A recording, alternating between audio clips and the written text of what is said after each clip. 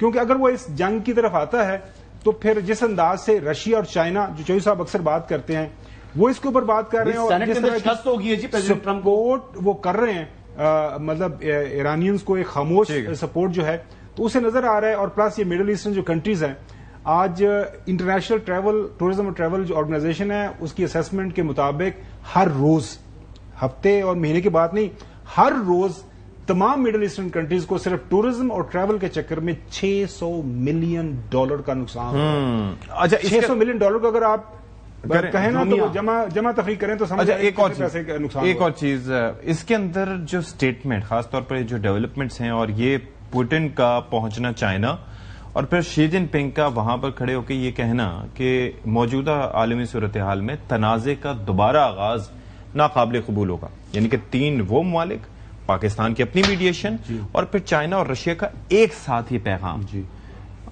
اس سے کیا میسج ہے؟ یہ پوری دنیا تقریباً ایک طرف آ چکی ہے. یورپ نے پہلے بھی جو حملہ تھا اس کی مخالفت کی تھی، کینیڈا نے اس کی مخالفت کی ہے. تو بیسیکلی اگر دوبارہ امریکہ حملہ کرتا ہے تو وہ عالمی تنہائی کا شکار ہو جائے گا، سپر پاور، امیجن. تو وہ چیز اس کے لیے یعنی پاسبل نہیں ہے.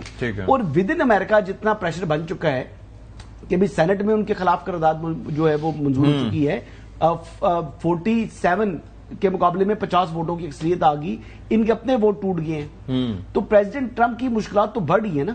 تو ان کے اوپر جو انٹرنل پریشر ہے وہ بہت بڑھ چکا ہے، انٹرنیشنل پریشر بڑھ چکا ہے.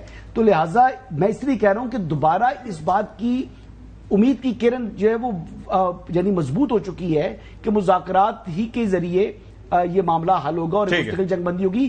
کچھ لچک دکھانی پڑے گی امریکہ کو. امریکہ اس ٹائم لچک نہیں دکھا رہا تھا، لیکن میرے خیال مطابق ان کو اب دکھانی پڑے گی. ویسے between the line president Trump نے کل جب کہا نا، جب بتایا کہ جی 3 of our very close friends, allies, Qatar, Saudi Arabia, and they have requested, and if they agree and if they are happy with the Iran, whatever they decide, so I'll be happy with them. So sort of نا Trump آہستہ آہستہ نا of ramp approach کی طرف جا رہا ہے اور میرے خیال میں وہ لے لے گا. جی جوئی صاحب وہ بھی فرمایا کرتے تھے کہ پتے وہ اپنے پاس رکھتے ہیں، یعنی کہ ٹرمپ صاحب کی بات ہو رہی ہے تو ان کے پاس کون سا پتے کون سے ہیں؟ ٹرمپ کارڈ بچا، جن پر تکیا تھا وہی پتے ہوا دینے لگے. Trump has nothing to offer. محترم مجھے یہ بتایا اگر مزید تباہی کر کے what kind of message he is giving to the world. پہلے اس کو کیا حاصل ہوا ہے، جواب ہونا ہے. پھر ٹھیک ہے، یہ تو بات ایک بڑا اچھا انالیسس چھپا ہے. جی جی صاحب کمپلیٹ کریں. نہیں، تیسری بات ہے، میں یہ بار بار آپ کو روز کہتا ہوں کہ اسرائیل کی پوزیشن نہیں رہی کہ وہ امریکہ کو یا کسی کو ڈکٹیٹ کر سکے. جو اس کا ہوا ہے، آپ نے اگر ان کے جو اعداد و شمار آئے ہیں کہ تل ابیب میں کتنے ہزار گھروں کے مالکان نے اپنے کلیم داخل کی ہے اور باقی شہروں میں تباہی کا کیا عالم ہے.